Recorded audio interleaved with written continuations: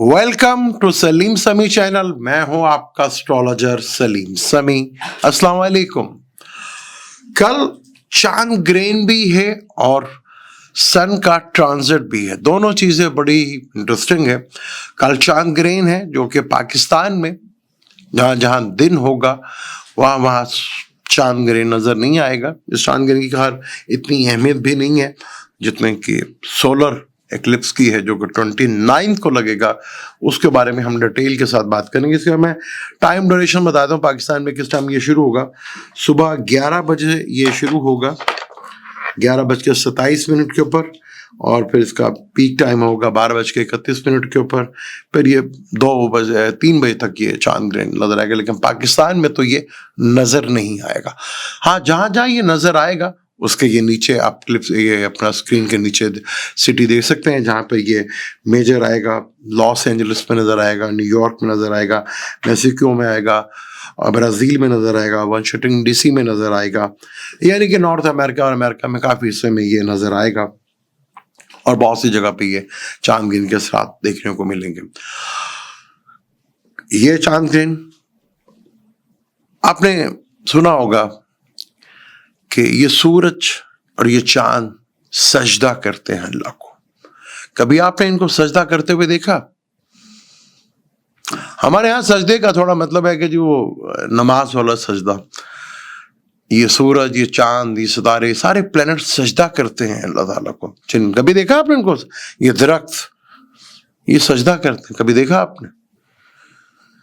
सजदे का जो मीनिंग्स है, अल्लाह के कानून के आगे सरेंडर कर देना, सबमिट कर देना अपने आप को, इसको सजदा कहते हैं। और सूरज और चांद तारे वो भी सजदा करते हैं। और ये अल्लाह की आयत है, निशानियां हैं। निशानियों में से एक निशानी है ये ग्रेन है। कल मेजॉरिटी में ग्रेन में सोना नहीं चाहिए। आप अपना रूटीन वर्क, अपना काम करें। आजकल दुनिया ग्लोबल है, अगर इधर नजर नहीं आ रहा तो असरात तो होते रहते हैं, नजर आएंगे। लेकिन आज का हमारा जो टॉपिक है वो सन ट्रांजिट के बारे में हम बात करेंगे डिटेल के साथ। सन का ट्रांजिट जो है वो पाइसिस में हो रहा है, जहां पर फिर सूरज ग्रेन भी लगेगा, 6 प्लैनेट कंजक्शन भी होगा, और वहीं पर सैटर्न भी हाउस चेंज करेगा। बड़ा ही इंपॉर्टेंट वाटर एलिमेंट के ऊपर ये ग्रेन लगेगा, यानी ज़ोडिक पाइसिस में होगा। अब मैंने जैसे आपको कहा था कि मैं आपको बताऊंगा कि बड़े प्लैनेट्स और ये सन का जो ट्रांजिट है ये कितने इंपॉर्टेंट हो रहा है, किस तरह इसको हम कैलकुलेट कर सकते हैं और किस तरह हम चीज़ों को जज कर सकते हैं। आज मैं वो थोड़ी सी कोशिश करूंगा आपको बताने की कि सन ट्रांजिट है, क्योंकि सन तो 1 महीने के बाद होता है ना, 1 महीने के बाद सन का ट्रांजिट होता है। तो उससे हम किस तरह जज करें कि हमारे लिए कैसा है और कैसा होगा। फिर आगे वाले प्लैनेट्स हैं उसके ऊपर हम डिटेल के साथ बात करेंगे। वो अगर पता हो आपको चीज़ें तो तब भी आप बहुत आसानी के साथ चीज़ों को जज कर सकते हैं, आने वाले ट्रांजिट को देख सकते हैं कि वो आपके लिए कैसा रहेगा। जैसे आपको पता है कि 12 ज़ोडिक साइन होते हैं। मैंने आपको तो बड़ा सिंपल है, इनको फिंगर टिप्स के ऊपर याद किया जा सकता है। जैसे वर्ष कह लें, birch Eris, taurus, Gemini, cancer. आग, मट्टी, हवा, पानी।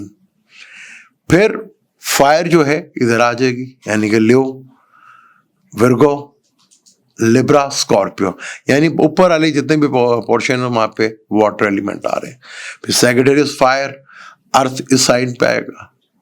फिर कैप्रिकॉन, सैजिटेरियस से कैप्रिकॉन, एक्वेरियस एंड पाइसिस, जहां पर ये ग्रेन भी लगेगा और बाकी सन का ट्रांजिट भी इधर होगा।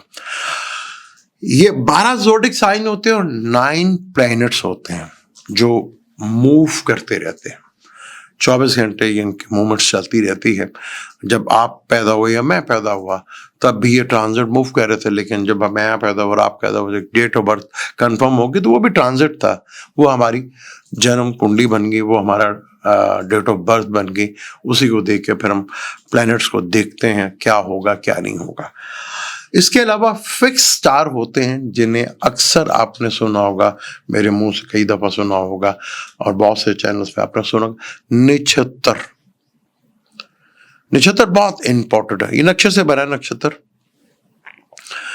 ये फिक्स स्टार होते हैं, 27 होते हैं, ऐसे 28 भी होते हैं। अभिजीत नक्षत्र वो मुहूर्त के टाइम पे लिया जाता है, लेकिन ये 27 नक्षत्र होते हैं जो 12 ज़ोडिक साइन के अंदर डिवाइड हुए हैं और 9 प्लैनेट्स के अंदर ये डिवाइड हुए हैं।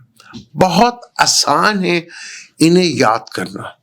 बेसिकली नाम तो उनके मुश्किल भी हैं, आपको जरूरत नहीं है मुश्किल नाम को याद करने के लिए। जैसे पहले अश्वनी है, भरनी है, कृतिका है, फिर रोहिणी है, ठीक है। अब सन का जो ट्रांजिट पाइसिस में हो रहा है ना, ये बड़ा इंपॉर्टेंट है। जुपिटर और सैटर्न और मरकरी के नक्षत्र के ऊपर इसका ये ट्रांजिट होगा, यानी पाइसिस में ये घूमेगा तो ये जुपिटर के नक्षत्र पर, सैटर्न के नक्षत्र के ऊपर और ये मरकरी के नक्षत्र के ऊपर होगा। जुपिटर, मार्स और सन ये 3 प्लैनेट वाहिद हैं जो हमेशा 2-2 घरों को लेकर चलते हैं। जैसे सन में एरीज का अगर हम देखें तो पहला केतु का होता है, दूसरा वीनस का होता है, फिर सन का आता है एक 3-20 डिग्री का, उसके बाद टॉरस में चला जाता है। इसी तरह मार्स का भी है, इसी तरह जुपिटर का भी है। अब आप पैदा हो गए, किसी भी डेट को पैदा हो गए, जहां भी आपका मून है, मून साइन है, उस मून में आगे आप देखेंगे तो आपको नक्षत्र लिखा हुआ आएगा। आज आप सिर्फ नक्षत्र तक रहेंगे, आगे नहीं जाएंगे, तो वहां पे आपको एक नक्षत्र दिखेगा कि भी वो नक्षत्र क्या है। वो जो नक्षत्र होगा, फर्ज कर लें अभी हम सन ट्रांजिट की बात कर रहे हैं, तो पहला नक्षत्र पूर्वा भाद्र का है जो कि जुपिटर का है, तो वो नक्षत्र होगा, सन इधर आएगा, सन आ गया वैसे एक्वेरियस में तो आ गया। तो इस अगर ये आपका मून साइन अगर इस नक्षत्र में है तो ये बन जाएगा आपका जन्म तारा। इसे कहते हैं कि जन्म पैदाइश का तारा। ये आपकी पैदाइश के टाइम जो नक्षत्र था उसको कहेंगे आपके पैदाइश का तारा। आपका पैदाइशी नक्षत्र क्या है? कोशिश करूंगा कि मैं हिंदी के वर्ड्स कम यूज करूं, उर्दू में ही यूज करूं।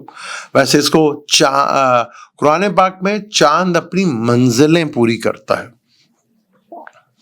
तो ये है। इनके पीछे स्टोरीज भी हैं, पर स्टोरीज पे हमें कोई इंटरेस्ट नहीं है, हम अपनी बात पे रहेंगे। अब जब सन इधर ट्रांजिट करेगा, अगर किसी का ये जन्म नक्षत्र हो, वो एक्वेरियस में भी आ सकता है आखिरी डिग्रीज के ऊपर, और पाइसिस में भी हो सकता है। अगर ये आपका नक्षत्र पैदाइश का है तो ये आपका जन्म तारा बन जाएगा। अच्छा, जन्म तारा होता है अमूमन बाज दफा अच्छा भी होता है और बाज दफा बुरा भी होता है। मिक्स इसके रिजल्ट देखने को मिलते हैं, आपको हमेशा मिक्स रिजल्ट आपको देखने को इसको मिलेंगे। उसके बाद सैटर्न का नक्षत्र होगा। अब जिन जिन नक्षत्रों पे इंपॉर्टेंट हो मैं अब इस पे बात करता हूँ। एक पहला नक्षत्र जो आपका जन्म तारा कहलाएगा या पैदाइशी तारा कह लेंगे, पैदाइशी आपका नक्षत्र। आप अपने चार्ट पे जाके कहीं पे भी इसको आप एप्लीकेशन में जाके देख सकते हैं और वहां से आपको बड़े आराम से नजर आ जाएगा आपको नक्षत्र भी मून किस घर में है और किस नक्षत्र में है, बड़े इजीली आपको याद हो जाएगा।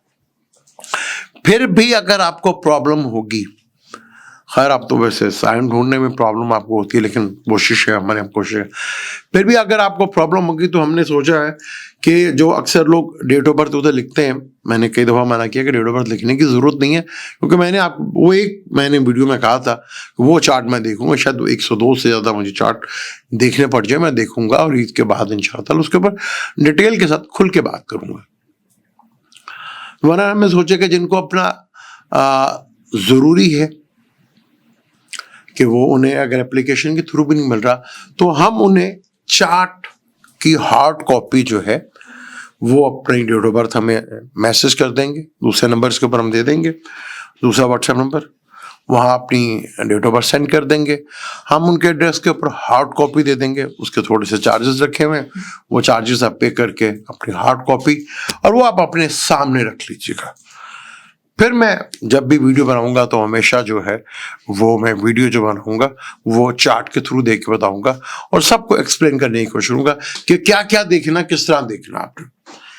अगर आपका ये 1 3 5 7, अगर आपके नक्षत्र जन्म तारा से, जन्म तारा हो गया एक, जिस नक्षत्र पे आप पैदा हुए हैं उससे वो 1 हुआ, 3 हुआ, 5 हुआ, 7 हुआ, तो आपको प्रॉब्लम्स देखने को मिलेंगी। वो जिस घर से होगा रिलेटेड, मोहम्मद सन और मून के एक एक घर है, बाकी हर प्लेनेट के 2-2 घर है। जिन घरों से वो मंसूब होगा, जिन घरों का वो मालिक होगा, किसी का 6वां हो सकता है, किसी का 7वां हो सकता है, किसी का 8वां हो सकता है, किसी का 9वां हो सकता है, उन घरों से और जहां उस घर में वो बैठा हुआ है, तो उन्हीं से रिलेटेड आपको प्रॉब्लम फेस करना पड़ सकती है, क्योंकि ये ट्रांजिट में चल रहा होगा ना। एक तो आपके बाय बर्थ चार्ट बैठे हुए, बट ट्रांजिट में आप फर्ज कर लें आपका सैटर्न ही है, जन्म तारा में बैठा हुआ है, या तीसरे तारा में बैठा हुआ है, या 5वें तारे में बैठा हुआ है, या 7वें तारे में बैठा हुआ है। अगर 1 3 5 7 में बैठा हुआ है, बुरा है, बट ट्रांजिट में भी तो देखना है ना कि ट्रांजिट में वो आपके किस तारा में, किस नक्षत्र में चल रहा है, और क्या वो आपको फेवर दे रहा है, क्या वो 2 नंबर का है, क्या वो 4th नंबर है, चाहे वो 6 नंबर है, चाहे वो 8 नंबर है, चाहे वो 9 नंबर है, वो कौन सा नंबर है, तो वो तो आपको एक्सीलेंट देगा, रिजल्ट कमाल के रिजल्ट देगा। इसी तरह सन का जो ट्रांजिट है ये आपको रिजल्ट देके जाएगा, और डिटेल के साथ आपको इसके रिजल्ट मिलेंगे देखने को। आप इजीली देखें, मेरा फर्ज कर लीजिए, मेरा जो है फर्ज कर लें कि मैं अगर पुनर्वसु नक्षत्र में पैदा हुआ हूं, जन्म तारा मेरा पुनर्वसु, ये भी जुपिटर के 3 नक्षत्र हैं, पुनर्वसु, पूर्वभाद्र और तीसरा जो है विशाखा, 3 नक्षत्र है इसके। तो ये आपका जन्म तारा बन जाएगा। जुपिटर से अगला जो नक्षत्र होगा सैटर्न का होगा, उसके भी 3 होंगे, तो सेकंड तो बहुत अच्छा होगा, आपको बेनिफिट देगा, डिटेल के साथ देगा, आपको बताएगा आपको ये है एक्चुअल प्लैनेट करते क्या है, किस तरह आपका ट्रांजिट और दिशा से मिलाकर चीजों को एक्यूरेट आप प्रेडिक्शन ले सकते हैं। एक तो वो है ना कि आपका जन्म में अब जहां पे भी पाइसिस में कोई बैठा होगा प्लैनेट, तो सन उसके साथ ट्रांजिट करेगा ना, उससे रिलेटेड को अगर सैटर्न है तो कहीं ना कहीं जॉब से रिलेटेड आपको चीजें मिलेंगी। जुपिटर है, नेम और फेम भी मिलेगा। तो पाइसिस में बैठे हुए, कैंसर में बैठे हुए, स्कॉर्पियो में बैठे हुए प्लैनेट बहुत इंपॉर्टेंट होंगे, इवन के 7th पे बैठे हुए। और इस तरह कि आपका जन्म तारा से अभी जो ट्रांजिट हो रहा है, आपके किस नक्षत्र पे वो तारा चल रहा है, आप एग्जैक्ट पता कर लेंगे कि यार ये जो है किस तरह। अमूमन सन एक नक्षत्र में 13 से 14 दिन रहता है, तो अगर बुरा टाइम भी हुआ तो 13 से 14 दिन का ही होगा ना सन का, तो उसको कोई परेशानी। तो एग्जैक्ट आप कैलकुलेट कर सकते हैं। फिंगर टिप्स के ऊपर आपको नक्षत्र याद करवा दूंगा, फिंगर टिप्स के ऊपर नंबर वाइज आपको याद करवा दूंगा, तो थोड़ा सा आपको मेरा साथ देना पड़ेगा। अगर आप मेरा साथ देंगे, अब देखिए ना यहाँ पे ये पूर्वाभद्र, उत्तरभद्र और रेवती नक्षत्र, यानी कि जुपिटर के नक्षत्र, सैटर्न का नक्षत्र और मरकरी के नक्षत्र के ऊपर इस तरह चल रहा है, तो ये रिजल्ट वो देगा जो ट्रांजिट में और आपकी दिशा में जो है वो उस तरह के रिजल्ट आपको मिलेंगे। केतु का नक्षत्र फर्स्ट होता है, फिर उसका दूसरा नक्षत्र 10 के ऊपर आता है, फिर तीसरा नक्षत्र उसका 19वें नंबर पर आता है। ये तो आज मैंने थोड़ा सा एक्सप्लेन किया। कल आपकी ख्वाहिश के मुताबिक कि जी हमारा कैसा बनेगा उसके ऊपर भी बात कर लेंगे, सन का ट्रांजिट भारत जोड़ी के लिए कैसा होगा उसके ऊपर भी बात कर लेंगे। लेकिन ये सिलसिला तो मैं जारी रखूंगा, ये कंटिन्यू रखूंगा। और कल ग्रेन भी लग रहा है, ग्रेन पाकिस्तान में तो नहीं लग रहा, बाकी दीगर ममालिक में ग्रेन के असरात जो हैं वो हैं, और जो इससे ज़्यादा इम्पोर्टेंट ग्रेन है लूनर क्लिप्स, वो है जो 29 मार्च को लगेगा। ये ग्रेन कल पाकिस्तान के टाइम पर 11 बजे से लेकर 2 बजे तक होगा। यहाँ दिन होगा तो कहीं ना कहीं रात तो होगी ना, जहाँ रात होगी वहाँ पे इसके साथ पूरे देखने को मिलेंगे। मुझे दें इजाज़त, इसी टॉपिक को जारी रखेंगे, हर प्लैनेट्स को पढ़ेंगे और डिटेल से खुलकर बात करूंगा। अगर आज आपको थोड़ी समझ आ गई है, आप पे इंटरेस्ट हो गया तो और इस पर खुल पर बात करेंगे। मुझे दें इजाज़त, इंशाअल्लाह मिलते हैं अगली वीडियो में। अल्लाह हाफिज़।